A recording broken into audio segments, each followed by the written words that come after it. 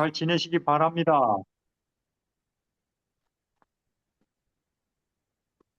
우리 창세기 보겠습니다. 창세기 39장,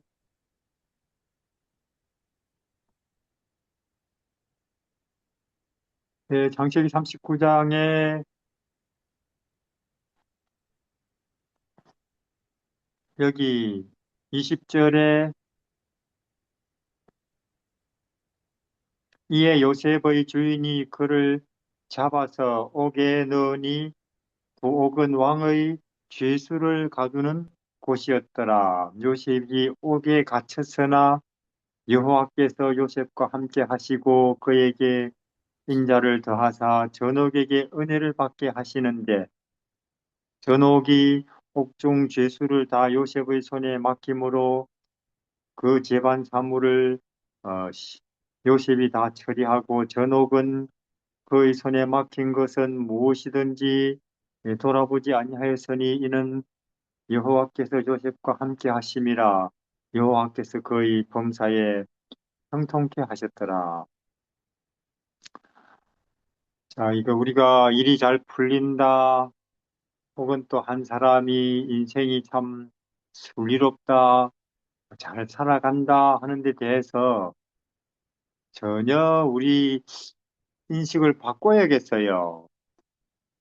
우리는 오해 안 받고 또 몸에 별 탈 없고 돈은 쓸 만큼 있고 그러면 잘 풀린다, 인생이 참 순리롭다 하는데 지금 성경은 요셉은 노예로 팔리고 또 노예보다도 더 참 비참하게 아무 잘못도 없는데 오히려 상을 받아야 되는데 죄를 뒤집어 쓰고 감옥에 있는데 그런 요셉의 인생을 놓고 형통하고 있다. 이렇게 이제 판단을 하니까 성경이 글쎄 뭐 우리 국가가 판단하는 거 혹은 뭐 학교에서 판단하는 거 뭐 혹은 뭐 교회에서 판단하는 거 있겠지만은 하나님의 판단이 더 정확하겠죠. 근데 여기 노예살이 인생, 요셉의 감옥살이 인생을 성경은 어, 평가하기를 순리롭다. 요셉의 인생이 참 잘 풀린다. 요셉의 인생이 복을 받고 있다. 이렇게 돼 있단 말이에요. 그의 범사에 형통케 하셨더라. 그러면 한 사람의 삶이, 인생이 이 하늘이 볼 때 땅에서 상 주고 받는 거 아니고 진리가 볼 때에 잘 풀린다. 좋은 인생이다. 그 기준은 어디에 있느냐? 지금 우리 일반 인식하고는 전혀 틀리죠. 그 기준은 여호와께서 함께 하신다. 다시 말해서 예수님이 지금 그 사람에게 같이 있다는 게 유일한 기준인 것 같아요. 잘 풀리고 안 풀리고가. 우리는 굉장히 여러 가지 조건을 가지고 자꾸 이제 좋은 인생 되려고 노력하는데, 뭐 돈도 있고, 명예도 있고, 자리도 있고, 집도 있고, 건강도 있고, 뭐 취미 활동도 있고, 문화 생활도 있고, 좋은 뭐 마음 통하는 사람도 몇 명 있고, 온갖 걸 가지고서 이제 좋은 인생 되려고 하는데, 에, 진리는 성경은 한 가지로 결정된다. 예수님이 지금 그 사람 삶 속에 그게 뭐 대통령이든 노예든 예수 그리스도가 지금 그 사람의 인생에 지금 개입돼 있느냐 안 돼 있느냐가 어, 유일하게 결정 기준이라는 거죠. 잘 살고 못 살고를. 그럼 뭐 이거 인생 간단해지네요. 뭐 우리 여태까지 이런 거 잘 사는 조건 한 10가지, 20가지 다 갖추려고 허덕거리고 사는데 내 보니까 뭐 미국 가도 그렇고, 일본 가도 그렇고, 한국 가도 그렇고, 허덕거리고 살아요. 교회 다니는 사람도 그렇고, 교회 안 다니는 사람도 그렇고, 얼마나 여기에 인생은 죽도록 허덕거리는지, 잘 사는 인생 조건 다 갖추려고. 그런 우리에게 복음입니다, 이것은. 그런 거, 저런 거 다 사실, 어, 진짜로 중요한 게 아니고, 그의 나라와 의를 먼저 구하면 예수 그리스도 우리 인생 속에 내 시간 속에 공간 속에 에, 보이면 그게 형통 인생이고 행복 인생이고 또 생명 인생이고 후회 없는 인생이다 하는 거죠. 그래서 이것을 우리는 겨우 성경 가지고 또 배웁니다. 예수님을 보면서 특히 이 시간에는 근데 딱 또 문만 열고 나가면 온 세상이 달려들어요. 뭐 학교랍시고 정치랍시고 심지어 교회라고 하면서도 우리를 딱 세상 기준으로 끌고 가죠. 그래가지고 또 마음 바쁘게 만들고 허덕거리게 만들고 그러다가 또 겨우겨우 여기는 답이 없다. 어떻게 우리가 살아야 되나 하고 또 예수님 앞에 와서 앉으면은 또 하나님이 겨우 또 우리를 정신 차리게 하고 그러나 또 일단 뭐 뉴스만 틀면은 유튜브만 보면 온 세상이 다 달려들죠. 우리를 또 세상 기준으로 끌고 가려고. 이 싸움입니다. 우리는 이 싸움에서 요셉처럼 다니엘처럼 보이는 거 별거 아니다. 보이지 않는 것이 진짜 우리에게 중요하다.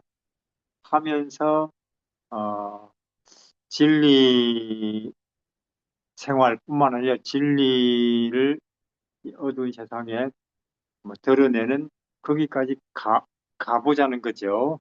우리가.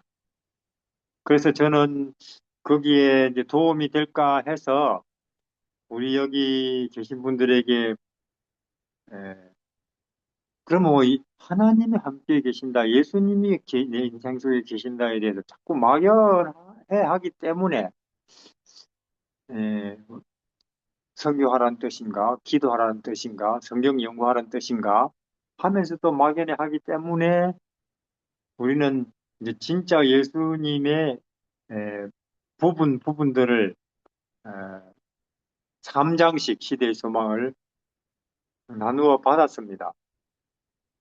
그래서 우리 이 많고도 많은 집 중에 내 집이 한 칸 있어야 되듯이 많고도 많은 일자리 중에 내 일자리가 하나 있어야 되듯이 많고도 많은 인생들 중에 뭐 내 배우자 있는 것처럼 많고도 많은 진리와 예수님 속에 내 진리와 내 예수님이 있어야 된다고 하는 거죠. 그래서 우리가 세 개씩 그렇게 분담을 했습니다. 그래서 다른 건 몰라도 책임져야 됩니다. 이 부분에 있어서는.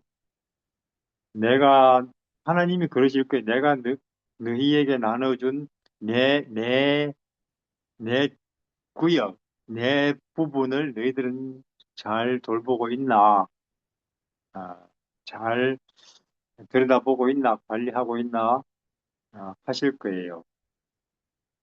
그래서 제 추운 겨울, 여기 요셉이 보면은 현재 갑자기 여기 온도가 한 영상 15도쯤에서 며칠 갑자기 영하 15도로 떨어지대요. 강원도, 강원도 맛을 좀 보라고. 그래서, 우리가 날씨 추우면 감기 걸리죠, 뭐. 감기 조심합시다. 늘 그러죠. 그래서, 이, 저는 감기 안 걸리려고 내복을 이제 끄집어내서 입었고, 또 내복도 모자라서 겨울 두꺼운 옷도 이제 입었어요. 그러니까 이제 견딜만 하네요. 감기 안 걸리고, 아직은. 근데 지금 요셉의 계절, 요셉의 인생의 계절, 감옥이고 노예잖아요. 지금 창세기 39장에. 아마 우리 지금 여기 강원도 겨울보다 더 추운 마음의 겨울일걸요.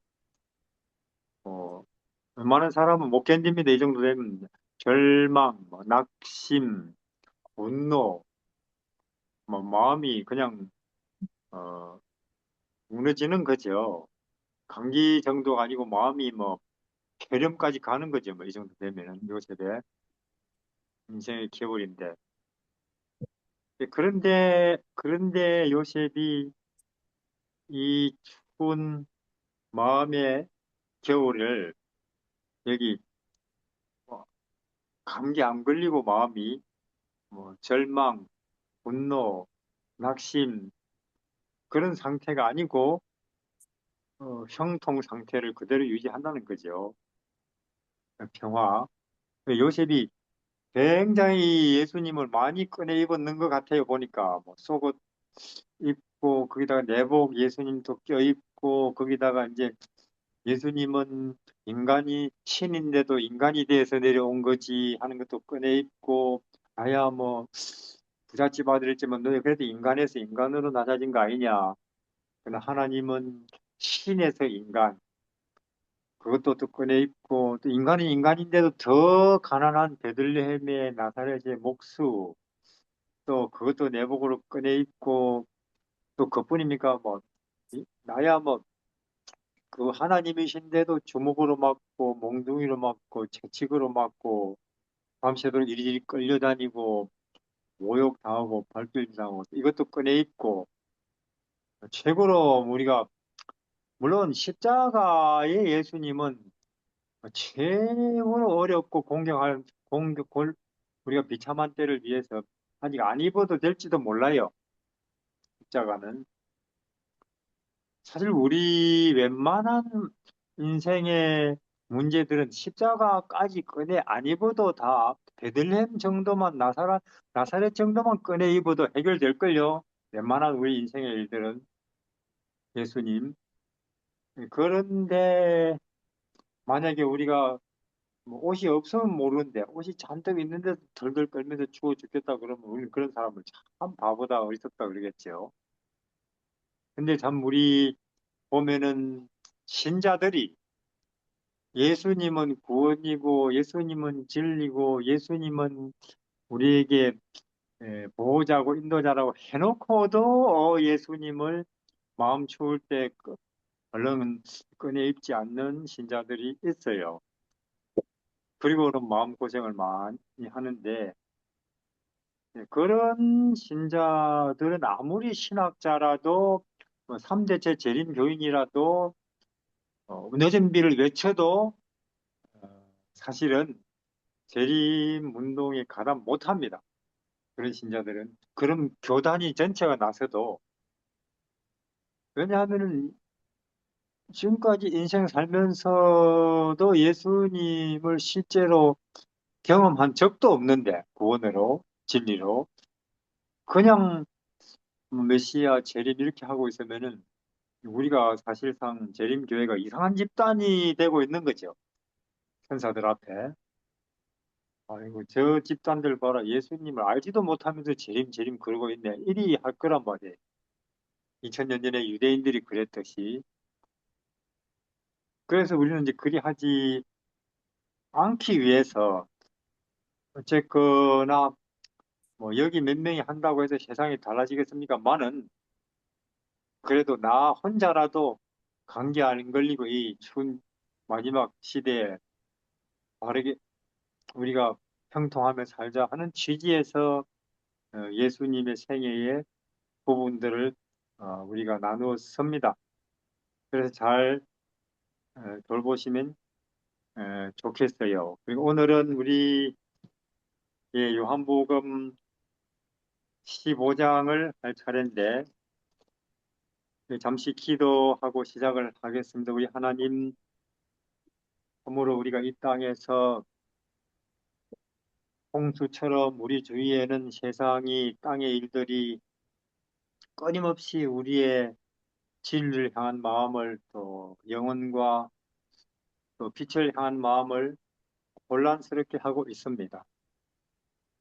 땅의 일들이, 육신의 일들이 더 큰 소리를 내면서 진리를 또 우리 주 예수님을 주목 못하게 하고 우리 마음을 흔들고 있는 위험한 시대에 우리의 이러한 기도와 노력들을 불쌍히 여기시고 우리 주 예수 그리스도 안에 있는 진리와 하늘에 우리 집중되게 하시고 우리 또한 옛날 믿음의 선배들 요셉에게 다니엘에게 또 바울에게 있었던 그와 같은 예수 그리스도 구원이 우리의 인생 남은 날들 속에 재현되게 하여 주시고 그리고 그 뒤에 있을 위대한 소망 재림의 영광에도 우리가 다 참여하게 하여 주십시오. 예수님 이름으로 기도드립니다.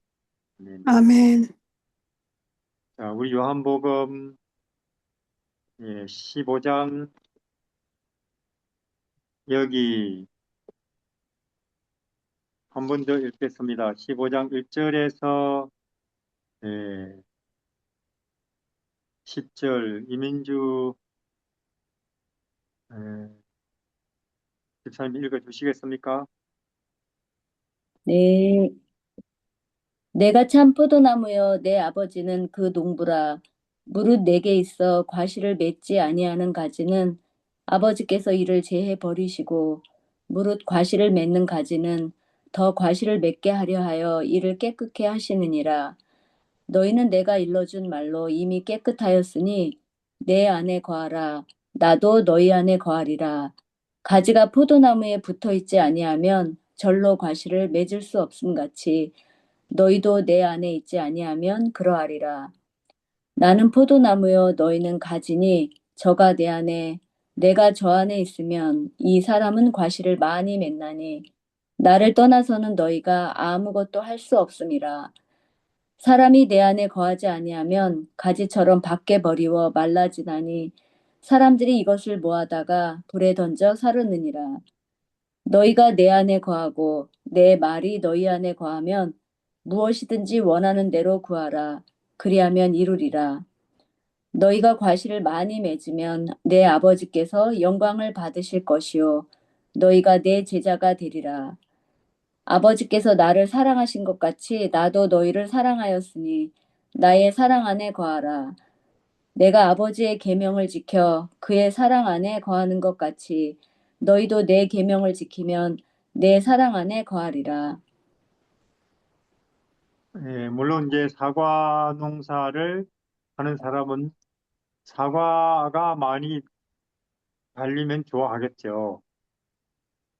또 고구마 농사 하시는 분들은 뭐 고구마가 많이 땅에서 나오면 좋아하겠죠. 하나님은 여기 사람 농사 지으신다는데 사람 농사 하나님은 농부고 그러면 하나님은 우리 인생들에게 예수 비슷한 모습들이 뭐 말하는 모습이라든지 그 사람이 얼굴이라든지 뭐 몸짓이라든지 태도라든지 예수님 비슷하게 그런 예수 냄새가 나는 그런 것들을 하나님은 보시면 참 기쁘시겠죠, 뭐. 예, 결국은 우리가 얼마나 성경을 잘 아나, 혹은 뭐 교회 다녔더니 뭐 이런 자리에도 앉고 뭐 저런 자리에도 앉고 이 정도 성공다 그런 거는 하나님이 찾는 열매가 아니라는 거죠. 그래서 인간이 우리가 참 예수님을 믿고 신앙생활을 잘했더니 성공을 했습니다. 이런 높은 자리에 사람들이 존경을 받게 됐습니다. 혹은 또 사업이 잘 됐습니다. 그런 것보다도 뭐 건강이 좋아졌습니다. 이런 것보다도 아마 인간이 낮은 인생으로서 기대할 수 있는 최고의 영광은 어, 신이 내 안에 들어와 계시려고 한다. 내가 그분의 마음속에 들어가 있는 존재가 된다. 사실 이것이겠죠. 감히 인간이 그분과 연결된다는 것. 근데 이제 그런 이야기를 하십니다. 여기서는 점점 큰 구원을 이야기하시는 건데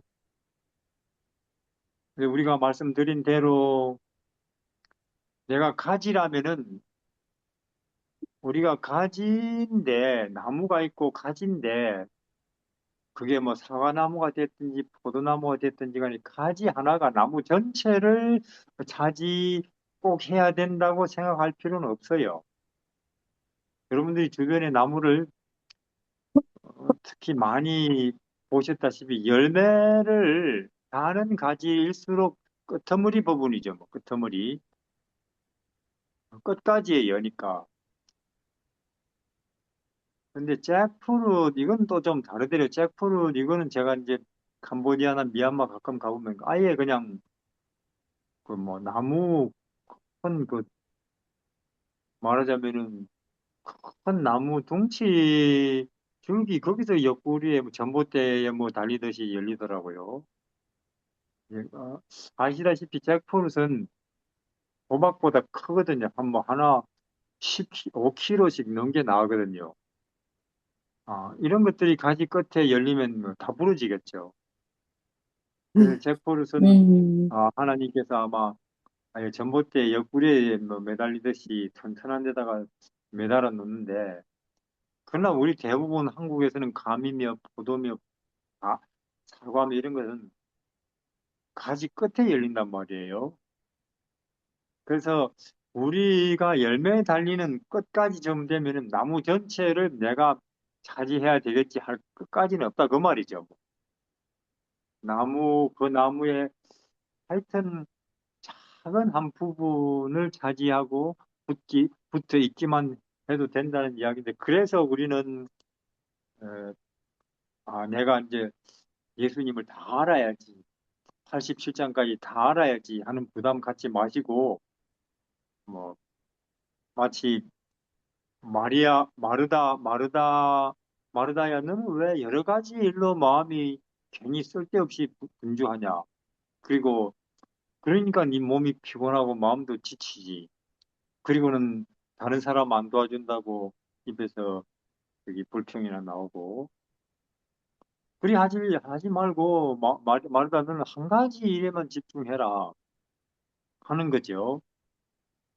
마리아는 지금 그렇게 마리아는 한 가지 일에만 집중하고 있죠. 그 한 가지 일이란 게 뭐냐? 뭐 세상에 뭐 정치가 어떻게 돌아가든지, 혹은 뭐 쌀값이 오르든지 내리든지 말든지, 혹은 뭐 요새는 뭐 어떤 옷이 뭐 유행하는지, 물건값이 어디가 싸고 좋은 게 있는지 그런 거 신경도 안 쓰고 마리아는 아 예수님 저분 입에서 무슨 말이 떨어지나 그것만 집중하고 있죠. 그걸 이제 예수님은 좋은 편이라고 했어요. 좋은 편. 예수님이 좋은 편이란 게 뭐 하버드 대학도 아니고 뭐 월급 많이 주는 삼성 애플 직장도 아니고 예수님이 좋은 편이라고 한 것은 아, 하나님 하늘에서 오신 분의 그 눈빛이 어떻게 빛나나 표정이 어떠냐 그 입에서 무슨 말이 나오냐 그것만 집중하는 거죠. 그러면 우리는 걱정이 되죠. 그러면 우리가 먹고 사는 건 어쩌고 또 사회 활동도 해야 되는데 이럴 때 예수님께서 하신 말씀 그러면 거기에 집중하느라고 사회생활이나 사람들에게 이상함이 되는지 안 되는지 보라고 오히려 거기에 집중하면 더 빛날 거라고 인생이 그의 나라와 이를 먼저 구하면 다른 모든 우리는 불안해서 그걸 못해 간이 작아가지고 그러나 마리아는 간이 큰 사람이죠. 하나님이 그렇게 말씀하셔서 그럼 해봐야지 하는 거예요. 그러나 우리 교인들 중에 다수는 간이 작고 겁이 많아서 이러다가 그냥 마무리를 망할 것 같은데 하면서 그걸 잘 못합니다. 저는 여러분들은 간이 커가지고 예 그러면 좋다. 나는 내가 맡은 데가 이 4장부터 7장까지인데 너희를 위하여 구주가 나셨으니 공헌시 그리고 우리가 그의 별을 보았노라 그리고 유년시대 이 네 개의 장 내가 가지가 나는 그 여기에 붙은 가지니까 나는 그러면 여기에 에, 한번 내 인생이 어떻게 바뀌는지 여기에 온전히 집중을 해봐야 되겠다. 그렇게 하면은 하나님께서 좋아하시겠죠. 그러면 김현숙 집사님 봉헌식도 한번 살펴보셨는지요?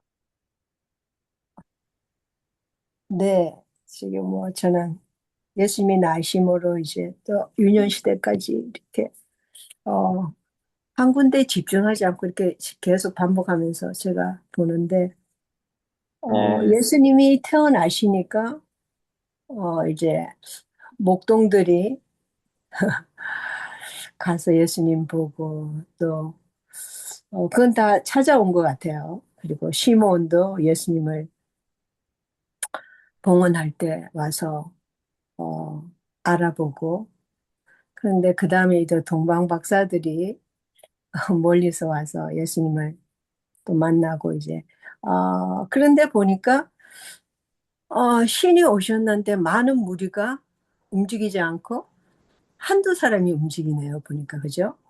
아, 예, 그냥 그, 뭐 이거는 뭐 대통령이나 우리 유명한 가수들 막 우고 몰려가는데 예, 그보다도 더 한 일인데 이렇게 몰려오진 않고 뭐 꼭 여기 한 명, 저기 한 명, 그것도 뭐 전혀 아닐 것 같은 사람들이 오고 이상한 일이 벌어지죠. 예. 그렇죠. 전혀 저도 이제 뭐 이렇게 나한테 이게 할당을 주니까 제가 더 집중하게 보게 돼서 너무 감사한데 많은 사람이 절대 움직이지 않구나. 한두 사람이 움직이구나.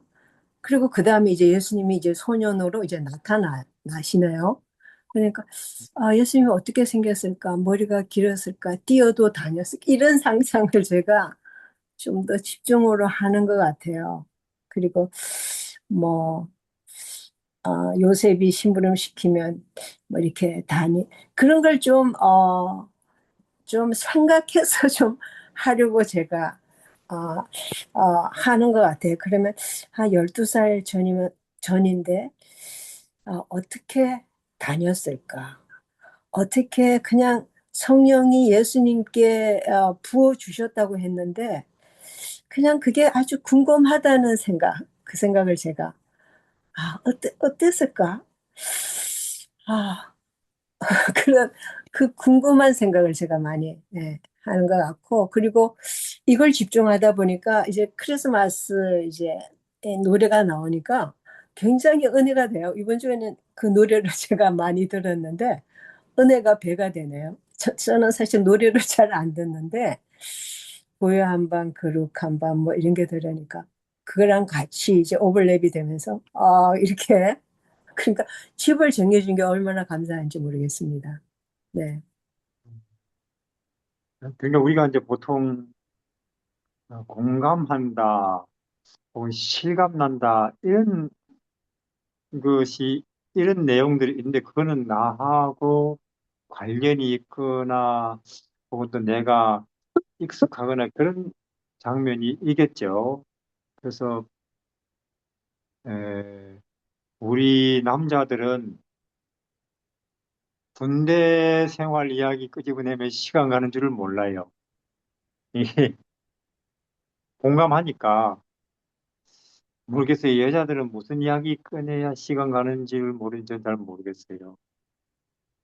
하여튼, 그러나 예수님의 제자들은 오순절 그들의 선생님이 하늘로 사라지시고 나서도 모여 앉으면은 옛날에 그때 갈릴리 바닷가에서 혹은 뭐 마테네 집에 갔을 때, 혹은 또 오병이어 그날, 혹은 호수의 밤, 하여튼 그때 그 장면들을 자기네들 이제 선생님이 지금은 자기네들하고 함께 있지 않지만은 그들이 함께 있을 때에 그런 장면들을 서로 이야기하면서 시간 가는 줄을 몰랐어요, 제자들은. 그러니까 이 제자들에게는 하늘이나 예수님이 하나의 생생한 현실이었죠. 하늘이 진리가. 그게 이제 초대 교회의 말하자면은 분위기나 영성을 이끌은 운동력이었고, 근데 우리 때는 그러면 우리는 그분을 뭐 함께 밥도 안 먹었고 길도 안 걸었는데 우리는 어쩌나 하지만은 선지자가 말했어요. 오늘 이제 여러분들이 우리 요한복음 15장 여기는 시대의 소망으로 치면 73장 이야기죠. 73장에 너희는 마음에 근심하지 말라. 그 부분인데 정말로 성령론에 대해서 선지자가 정말로 명확하게 성령론에 대해서 말씀하시죠. 요즘 성령에 대해서 온갖 이야기가 다 있지만은 뭐또 논문도 많겠지만 이 장을 읽어보면 성령에 대해서 명확하게 알게 되죠. 성령께서 누구시며 무슨 일을 하시는 분인지에 대해서. 예. 그러면 초대 교회 제자들은 뭐 두세 시서 홈스니까 앉기만 하면은 그들은 옛날 이야기, 남자들이 군대 이야기 하듯이 생생한 현실로 3년 반 동안 함께 다녔던 하나님의 아들을 이야기했는데 지금 우리 때도 마지막 때 라오디게아 교회에 그런 부흥이 일어난다고 예언의 신에 돼 있더라고요. 그럼 우리는 보지도 못했는데 우리는 성령의 조명을 받아가지고 성령의 밝혀주심을 받아가지고 그 일이 이루어진다네요. 그럼 성령께서는 언제 우리에게 하나님의 아들의 구석구석을 조명해 주시고 우리의 마음이 무척 감동되게 하시나? 방금 김현숙 집사님이 말씀하신 대로 그 그분의 어린 시절에 대해서 알고 싶어 할 때, 관심을 가지고 궁금증을 가질 때에 알고 싶어 할 때에 하나님의 영이 점점 그런 사실들을 조명해 주신다고 그렇게 돼 있어요. 그냥 내가 뭐 드라마 보고 있는데 하나님이 니는 저기 뭐 대총회장 딸이니까 니한테 알려줄게 이런 일은 없다는 거예요. 이거는 우리가 너희를 위해서 구주가 나셨으니 이 장이 그때 거기에는 베들레헴은 이게 목동들이 나오거든요. 천사는 누구에게 가느냐? 뭐 삼육대학교 뭐 신학 과장이라고 가느냐? 아니면은 선교사한테 가느냐? 아니면은 뭐 대총회장한테 가느냐? 아니죠. 천사는 그가 누가 됐든지 간에 그 시대에 하나님이 하시는 일에 예, 예수님에게 관심이 있고 그 관심사를 이야기하고 있는 그 자리에 가신다는 거죠. 틀림없고. 그래서 그렇게 이런 일을 우리가 하는 이유도 그겁니다. 그럼 우리 여기 이민주 사모님은 어, 6월절 투쟁의 시기 광야 외치는 자의 소리 좀 들여다 보셨는지요? 네, 생각납니까? 예, 제가 지난번에도 그 예수님이 12살에 그 유월절 예배를 가셨다가 자기 사명을 깨달으시고 그 주변 사람들과 같이 있기를 원하지 않으셨다는 말이 나오더라고요. 그 네. 굉장히 충격이 크셨을 것 같아요. 그동안 이론으로만 배워왔던 그 메시아, 양처럼 죽임을 당하고 모든 사람의 죄를 담당할 그 양이 자기를 표상한다는 것을 깨달았을 때 이 어린아이가 12살. 감당하기 힘들었을 것 같은 생각이 들어요. 그래서 성전에서 그 머물면서 굉장히 묵상을 하면서 하나님과 교통하는 시간이 있지 않았을까 하는 생각이 들고요. 근데 예수님이 저는 되게 감동이었던 게 그 요한복음 14장 장로님 하실 때 이 너희는 마음에 근심하지 말라. 이 부분이 예수님이 돌아가시기 얼마 전인데 제자들이 예수님을 위로를 해야 되는데 거꾸로 이제 얼마 있으면 돌아가실 예수님이 이 제자들을 위로하고 계신 모습이라는 걸 설명해 주셨을 때 어, 그걸 상상해 볼 때 되게 예수님에 대한 그 따뜻한 사랑의 마음과 막 이게 되게 많이 느껴졌었거든요. 근데 12살 어린 예수님이 자기 부모님을 다시 이제 성전에서 만난 다음에 따라서 가시면서, 그들의 마음을 고난당하는 구주에게로 그 예언의 말씀으로 향하기를 원했다라는 말이 나오더라고요. 왜냐하면은 이제 갈바리에서 겪을 그 고통을 어머니가 이해를 해야지 그때 그 슬픔을 덜 수 있겠다라는 것을 그 어린 예수님이 그것까지도 다 생각을 하시고 자기 어머니를 위로하고 그러니까 그때 충격받아가지고 엄마가 너무 힘들어하시지 않도록 그 어머니의 시선을 그 고난당하시는 메시아에 대해서 계속 집중할 수 있도록 예수님이 엄마에 대한 그런 생각을 하셨다는 게, 저는 12살 예수님이 하나님하고 연결되면 그 정도까지도 하실 수 있는구나. 되게 놀랬던 것 같아요. 놀랬어요. 그래서, 어, 이게 나이가 문제가 아니라 진짜 하나님과 연결돼서 하나님의 영이 충만한 사람은, 진짜 예수님의 이런 모습을 닮을 수 있을 것 같다는 생각이 들었고요. 그러면서 계속 묵상과 말씀에 대한 이제 묵상과 기도를 네, 열심히 해야 되겠다는 생각이 들었고, 또 투쟁의 시절을 보면서는 제목은 투쟁의 시절인데 예수님을 이렇게 따라다녀 보니까 굉장히 그 마음에서는 평화가 있으시더라고요. 주변에서 그렇게 유별나게 군다고 뭐라고 하고 유혹을 하고 심지어 자기 형들까지도, 그리고 자기네 율법을 따르지 않는다고 자기 엄마한테 가서 일러가지고 혼나게 하고 하는데도 예수님은 그 마음 속에는 평안이 있다는 게, 그 하나님의 사랑이 있고 율법이 있다는 것이 지금 저희들도 그렇게 살 수 있다라는 것을 보여주는 것 같아서 되게 또 은혜로웠던 것 같아요. 근데 제가 너무 예, 끌어서 거기 보면 나이가 12살이든지 혹은 뭐 62살이든지 그에게 하나님의 영이 그 마음속에 작용하면 누구나 하늘이 된다는 거죠.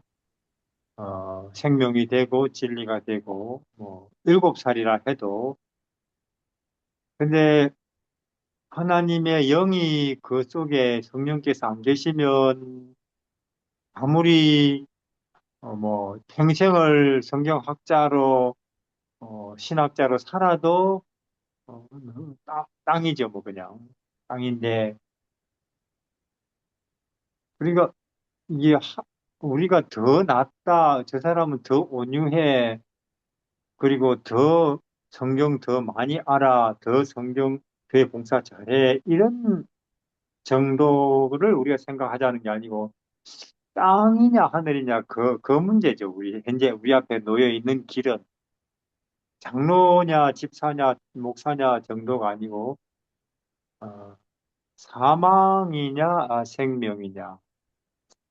내가 어둠이냐, 내가 빛이냐, 내가 땅이냐, 아니면 내가 하늘이냐.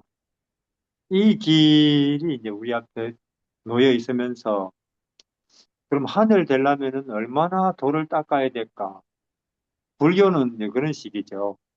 다른 모든 종교들은 더 잘하는 게 아니고 신의 영역에 눈을 뜨려면 우리는 얼마나 집중해야 되고 돌을 닦아야 되고 성경을 깊이 연구해야 될까 하는데 그게 아니고 그가 누가 됐든지 간에 예수 보고 있으면 바로 하늘 되는 거라는 거에 이게 복음인데 그가 누구든지 간에 뭐 강도라도 사기꾼이라도 혹은 뭐 죽음을 눈앞에 둔 사람이라 할지라도 예수 그 사람 눈에 보이면 지금 베들레헴이든지 뭐 갈릴리든지 보이면 그 사람은 하늘이라는 게 기독교고 진리고 기쁜 소식인 거죠. 그래서 지금 우리는 그 하늘 연습을 이런 식으로 저는 하고 있다고 생각하는데 조영희 집사님은 지금 참 몸이 심히 무거운 상태잖아요. 들리십니까? 조영희 집사님? 저 나중에 할게요. 예, 나중에 해주십시오. 그러면 우리 김일조 집사님은 지금 어디를 많이 주목하고 계신가요?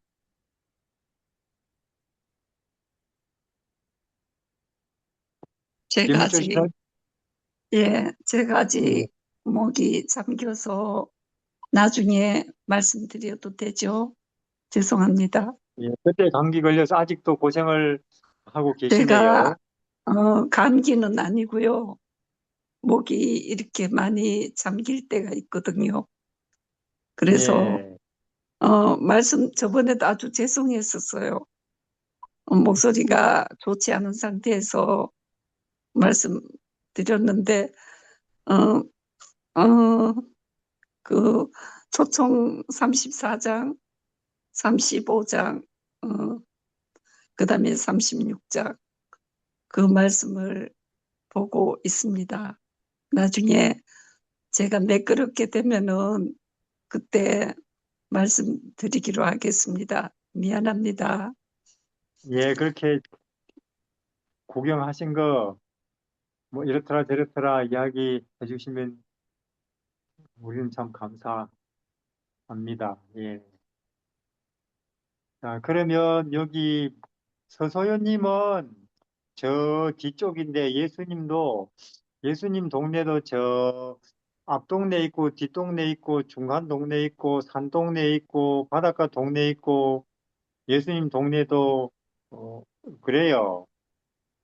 그럼 서소연님은 저 뒷동네 중간 동네점인데 예, 어디점이신가요? 저는 변화산이에요. 예, 변화산, 그 다음에 예, 봉사, 그 예, 다음에 그 바리새인에게 화가 있음. 예, 그런데 저는 이제 그 중에서 변화산을 주로 많이 가 있죠. 예, 제가, 제가, 화요일 날도 제가 한번 고백을 드렸는데 예수님의 말씀을 조금밖에 몰랐을 때는 하루하루가 참 즐거웠어요. 내가 예, 하늘나라는 당연히 내 것이었고 또 이렇게 사는 것이 참 좋았어요. 예, 그냥 세상도 열심히 살았고 하나님으로도 열심히 살았고 그래서 세상이 주는 즐거움과 하나님이 주는 즐거움을 동시에 누리면서 살았는데 성경 공부를 조금 하고 하니까 자꾸 내 안테나를 하나님하고만 맞추라는 거예요. 세상하고 맞추지 말고. 그래서 예, 생각해 보니까 내가 세상에 있는 즐거움을 너무 즐기고 사는 거예요. 그래서 자꾸, 그리고 내 단점이 막 보이는 거예요. 옛날엔 내 단점이 한 개도 없었는데. 그래서 내가 왜 이 시간에 이걸 하고 있지? 내가 왜 그러지? 맨날 생각하면 내가 우울하고, 좀 내가 하늘나라는 절대 나한테하고는 하늘나라는 상관이 없는 것 같고 막 그런 걸 굉장히 오랫동안 제가 그래서 좀 말씀을 보면서 말씀이 기쁨이 되지 않고 말씀이 즐거움이 되지 않는 거예요. 그래서 제가 가만히 생각해 보니까 내가 예수님의 십자가를 내 마음에 깊이 받아들이질 않고 사상으로 내 머리로 받아들인 거예요. 내가 예수님의 십자가를 마음속에 깊이 받아들였으면은 내가 그거에 대해서 감사하고 내 자신이 변화가 될 텐데 내가 어정쩡한 상태에 있어가지고 이렇게 세상 삶이 고되고 예수님과 함께 하는 삶이 고되구나. 그런 걸 하게 됐어요. 알게 됐어요. 그래서 제가 오늘 아침에도 주님께서는 두드리는 자에게 열리고 찾고자 하는 자에게 찾아준다고 하셨으니까 내 마음속 깊은 데서 주님이 나를 사랑하시고 나를 위해서 나를 구원하시기 위해서 이 땅에 오신 그 주님의 이야기를 내가 받아들인다면 내가 세상의 것들이 그냥 잿빛처럼 보이고 그냥 요셉을 감옥에서도 형통했던 것처럼 나의 오늘 삶이 형통하고 즐겁겠다 하는 그런 기도를 항상 하고 있지요. 그런데 그런데 제가 그 예수님의 변화하심, 그 예수님이 변화한 거는 세상의 일이 아니고 하늘의 일을 잠시 이 세상 사람들한테 그 요한과 야고보와 그 베드로에게 보여준 거잖아요. 그래서 그 예수님이 변화하신 것을 제가 계속 세상에 그 환한 빛이 무엇일까 하면서 생각하면서 계속 보고 있습니다. 하늘빛이, 이 세상에 하늘빛이 잠깐 드러난 거죠. 그래서 지금 우리 서소연님 그 현재 마음에 현재 그 겪는 일이 초기 문집에는 흔들림이라고 그렇게 표현이 돼 있어요. 흔들림. 또 우리 신학 용어로는 조사 심판이라고 하죠. 그걸. 결국 이제 이 땅의 모든 것이 운명이 결정되기 전에 하나님께서 미리 현재 너는 이 정도까지 왔는데 이제는 여기로 와야 된다고 하는 그런 하나의 하나님의 개인 교수죠. 조사 심판은. 이걸 이제 사람들은 필요하다, 안 필요하다, 있다, 없다 이렇게 가는데 세상에 신이 나 인간 하나를 위해서 개인 지도를 하시다니 이게 얼마나 좋아요. 그게 교사 심판은 다른 말로 하면 하나님의 개인 지도입니다. 그래서 우리는 이런 시간들이 우리를 하나님께서 완성시켜가는 더 깊게 하고 더 밝게 하고 더 하늘되게 하는 그런 작업이시죠. 그럼 우리 박찬수님은 80이 넘으신 어머님이신데 80이 넘으신 어머님 눈에는 예수님에게 예수님 집중이 되시던가요? 하니 또 어떻던가요? 박찬수님 들리십니까? 저희 엄마가 지금 저랑 따로 있는데 그거를 잘 할 줄을 모르세요. 근데 제가 잠깐 그쪽으로 옮겨가가지고 저기 마이크를 쓰실 수 있도록 해볼게요. 예, 우리는 80이 넘으신 분도 에게는 어떻게 보이나 궁금해요. 예. 왜냐면은 누구든지라고 했으니까. 네, 네, 예, 저는 그동안에 잘 몰랐지만은 자꾸만 자꾸만 들으면 들을수록 예수님의 그 마음에 저는 정말 집중하고 싶어요. 그래서 또 듣고 또 들으면서 예수님의 마음을 알아야 되겠다, 깨어 있어야 되겠다, 그런 마음을 갖고 지금 살고 있어요. 감사합니다. 예, 달리고 계시네요. 고맙습니다. 이영숙님은, 예, 들리십니까? 지금, 안 들리세요, 이영숙님? 들리긴 그러면, 하는데 잘 모르겠어요, 뭔지. 그러면 하나님께서 더 들여다보라고 하시는 뜻이에요. 예. 그래요. 설혜경님은 들리십니까? 네, 우리 그 설혜경님도 앞동네이신데 예수님의 생애 중에서 거의 시작 단계인데 시작 단계 공생에 어떻게 거기를 관리하고 계신지. 저는 제가 투병 중이어서 그런지 시험 당하고 고난 중에 있는 마음이어서 예수님 시험장이랑 이제 승리하는 장, 그 장을 주로 봤고요. 음, 예, 예수님이 거기에 또, 시험을 당할 때, 어, 내 앞에 있는 상황이나 나의 품성의 약점을 바라보지 말고 말씀의 능력을 바라보라는 말씀이 있잖아요. 그래서 그 말씀을 예, 뭐 그런 말씀 시대 소망에 많이 나와 있는 걸 들었지만 실제적으로 예수님이 그렇게 시험을 이겨내셨고 그것이 사실이고 그 말씀의 능력이 지금도 나에게 동일하게 있다고 생각을 하면서 그때 조금 마음에 낙심되고 힘든 상황일 때 이렇게 도움이 많이 되고 그 말씀의 능력을 생각하면서 좀 이겨나갔던 것 같아요. 예. 우리는 뭐 민주당이나 뭐 혹은 공화당이나 뭐 삼성이나 애플이나 뭐 비트코인이나 이런 것들 뭐 사람들 관심이 많은데 우리 지금 주목하고 있는 이 예수 그리스도라고 하는 이 말하자면 동네 이 길은 무한 세계로 연결되어 있고 영원 세계로 통하는 동네입니다.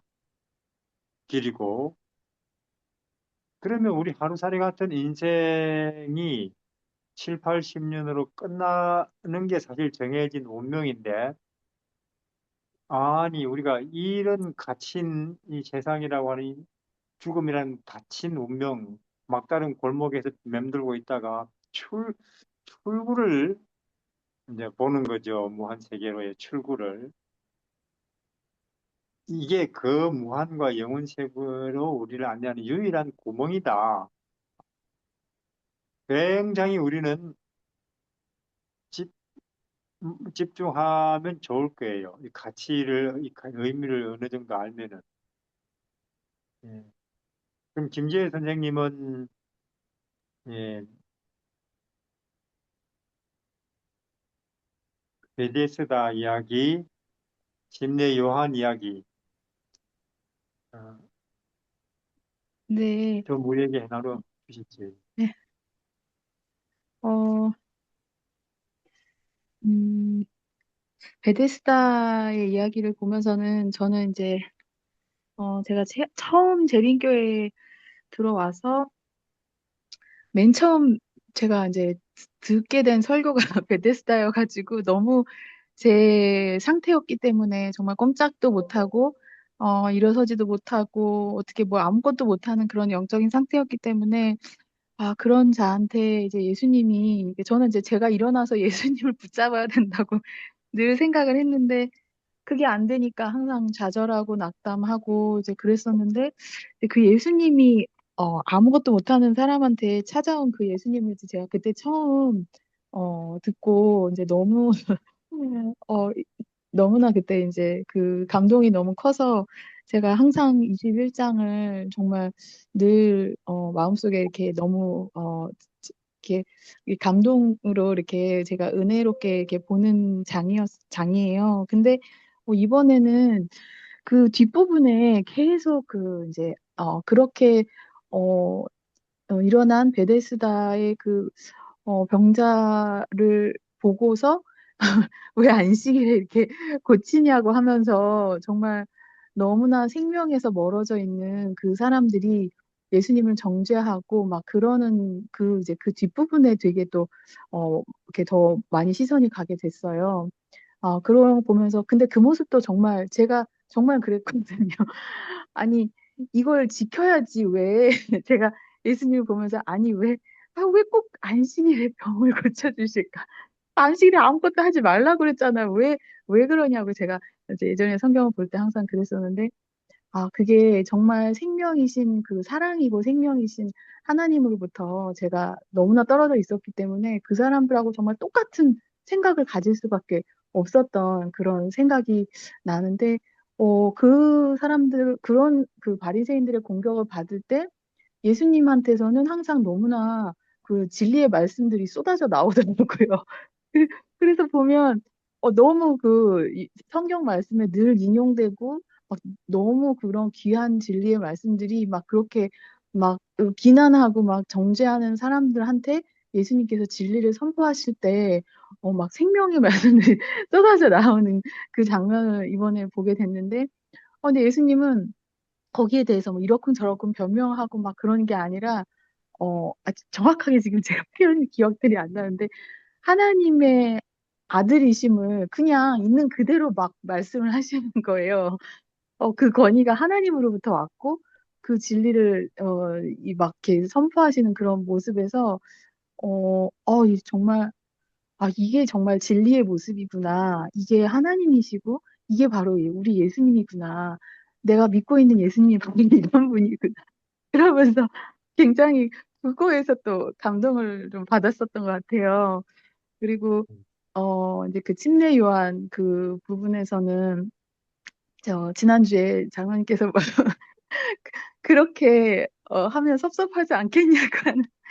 근데 제가 계속 그게 씨름이 되는 거예요. 저 이렇게 아무것도 정말 저한테 아무것도 안 이루어주시고 그냥 예수님을 그 길을 가는 거 그거 하나로 만족하겠냐고 섭섭하지 않겠냐고 하는 그 질문이 그렇지 않아도 저희를 내리를 계속 맴돌고 있었는데 계속 엎치락 뒤치락 하면서 정말 그 마음에서 선뜻 이게 안 되는 거예요. 그래서 난 정말 이렇게 참 준비가 안 됐구나. 이제 그러면서 이제 그 말씀을 듣게 됐는데, 그때 이제 장로님께서, 이제, 어, 꽉 끼는 옷, 달라붙는 옷, 이 패션이 유행이 되면 사람들이 다 그렇게 하는 것처럼 이 성경 말씀에 다니엘이 그랬고, 요셉이 그랬고, 침례 요한이 그랬고, 예수님이 그랬고 하는 그 스타일의 옷을 자꾸 보다 보면 그게 정말 아름답고 그게 좋고 해서 나도 거기에 이제 물들게 된다는 그 말씀을 듣고, 근데 그 마음이 저도 그 방향으로 또 가면서 제가 붙잡고 싶어 했었던 뭐 그런 부분들도 내려놔지게 되더라고요. 그래서 굉장히 또 감사한 그런 마음을 가지게 되면서 마침 비슷한 걸로 뭐 고민하고 있는 또 자매가 있는 거예요. 나 이 생각을 내려놓고 싶은데 내려놓지 못한다고. 그래서 그분한테 이 예수님 말씀을 꼭 따라다니다 보면 꼭 그 장마다 장면은 다른데 내가 내려놓지 못하고 내가 이 포기하지 못하고 하는 그런 것들이 꼭 보면 예수님은 그걸 다 내려놓으시고 또 그걸 따라가는 그 사람들이 그걸 다 내려놓다 보니까 나도 그걸 보면 그게 이렇게 내려놓게 된다고 하면서 이렇게 조금 소개를 조금 했어요. 네.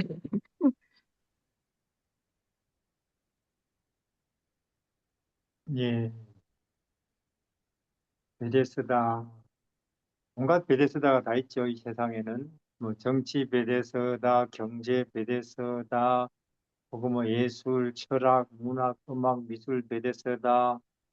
그 분야에서 제일 1등 하면은 인생이 얼마나 자랑스러울까 하면서 사람들이 얼마나 달리고 있고, 하여튼 뭐 대회가 있다 하면은 뭐 준비하고, 아, 이번에도 또 떨어졌네. 그럼 다음 대회를 또 준비하자.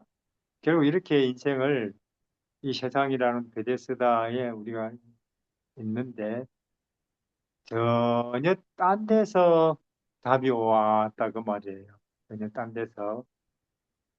예, 그러니까 여기 우리 계신 분들도 아마 나름대로 건강 문제, 가정 문제, 생업 문제, 뭐 관계 문제들이 있을 텐데, 아, 이거 어떻게 해결될까? 근데 전혀 예상하지 못했던 다른 방식으로 묘하게 해결될 겁니다. 하나님, 아멘. 하나님의 방법으로. 언제나 그러니까.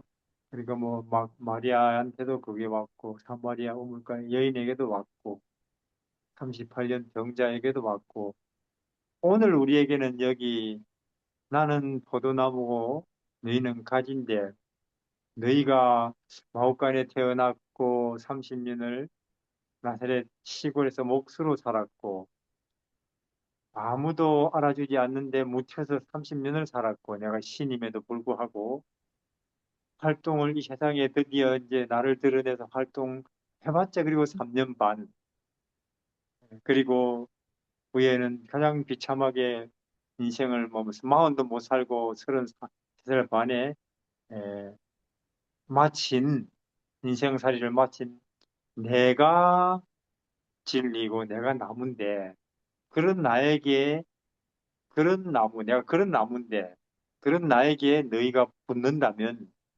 너희 인생은 드디어 하늘되고 진리되고 생명된다 하는 것입니다. 그래서 저는 우리가 지금까지 교회 다닌다, 집사 된다, 안식일 교인이다, 뭐 최천사 기빌이다, 혹은 뭐 검은 동철이다 여기에서 이 아무것도 아니라는 거 아니에요. 근데 여기를 기반으로 해서 이제는 예수 그분에게 붙어야 안 되겠느냐, 내 인생이. 라는 것입니다. 진짜로 붙어야 안 되겠느냐. 남이 봐도 내가 붙어 있는 것 같고, 아, 저 사람이 베들레헴의 아기에게 붙어 있구나. 나사렛의 옥수에게 붙어 있구나. 그래서 거기 냄새가 이상하게 저 사람 은행에서 나타난다. 일이 돼야 되는 거 아닙니까? 근데 그렇게 안 되면서 유대인들이 우리는 하나님 백성 하다가 왠지 왜 내가 하나님 백성인데도 피곤하지? 그래도 뭐 결국은 하나님 백성으로 사니까 하늘에는 안 가게 했는데 어느 날 하나님의 아들이 나타난 너희는 못 들어간다. 이런 선고를 그들은 받아버렸어요. 그게 지금 우리에게 반복되지 말라는 법이 없다 그 말이에요. 그런 면에서 보면 지금 위험한 사람들은 저거 술 먹고 돌아다니는 저 사람들이 아니고 기독교인 중에서 재림교인일지도 모른다 그 말이에요. 왜냐? 딱 유대인들의 모습을 닮아 있기 때문에 지금. 그래서 우리는 여기에서 벗어나기 위해서 무슨 노력이라든지 해야 됩니다. 그래서 나는 포도나무요, 너희는 가지라. 어떤 나무냐? 우리 이 나무의 성질부터 알아야 되겠죠. 이 나무는 베들레헴의 마옥간에 태어난 나무예요. 처음 싹이 날 때. 그리고 이 나무는 30년을 어디서 자랐느냐? 나사렛 시골에서 자랐습니다. 뭘 했는데? 목수. 그리고 이 사람 저 사람 구박받으면서 잔심부름하면서 그리고 그 나무는 사람들의 발을 씻고 사람들에게 모든 사람들의 무거운 짐을 덜어주고 병을 고치고 위로하고 사람들에게 하늘의 희망을 주다가 붙잡혀서는 사형수로 결국 십자가에 인생을 마친 나무입니다. 그런 나무에 붙어 있으면서 우리가 가지는 전혀 성질이 다르면 안 되죠. 그런 나무에 붙어 있다면서 우리가 내 명예나 권력이나 기득권이나 편안함이나 이 세상의 자랑거리를 추구한다면은 이 앞뒤가 안 맞는 거예요. 이거는 마치 이게 이거는 불이 물 속에 있는 거와 같은 거죠. 그래서 네 가지라고 하는데, 이런 가지인데, 어떤 나무에 붙어 있는 가지냐? 예수라는 나무에 붙어 있는 가지다. 그 나무는 성질이 뭔데? 이걸 우리가 알 필요가 있죠. 하늘나무입니다. 진리나무고 영생나무죠. 그래서 여기 한 부분이라도 우리가 잘 붙어서 우리도 하늘 열매 또 영원한 생명의 모습들이 우리에게 나타날 것입니다. 이민주 집사님 기도하시고 마치겠습니다. 기도하시겠습니다. 저희를 사랑해 주신 아버지 하나님, 오늘 저희들에게 또 예수님을 깊이 생각할 수 있는 시간을 주시니 감사드립니다. 주님, 저희들 이 땅에 살면서 종종 마음이 어두워지고 내 자신에게 열매가 없는 것 같아서 실망할 때도 많이 있지만 하늘에서 오신 그 예수님, 그 나무에 붙어 있기만 하면 저희들에게도 하늘 열매가, 생명의 열매가 맺힌다고 하셨습니다. 아멘. 주님, 저희들 정말 예수님께 붙어 있기를 원합니다. 주님, 저희들 스스로는 할 수 없지만 우리 하늘 아버지께서 농부라고 하셨사오니 저희를 예수님께 붙여주시고 정말 예수님 닮는 그런 모습으로 우리가 속한 곳에서 예수님의 빛을 발할 수 있게 하여 주시옵소서. 아멘. 주님, 저희들의 소원을 들어주실 것을 믿고 감사드리며 저희들이 매일매일 예수님의 생애를 묵상하고 예수님을 만나고 그래서 예수님으로 물들 수 있는 저희가 되게 하여 주실 것을 믿고 감사드리며 사랑의 예수님의 이름으로 간절히 기도드립니다. 아멘. 아멘. 감사합니다. 감사합니다. 시간 함께 해주셔서 감사합니다. 다음 주에 또 뵙겠습니다. 네, 감사합니다. 감사합니다. 평안하십시오. 네.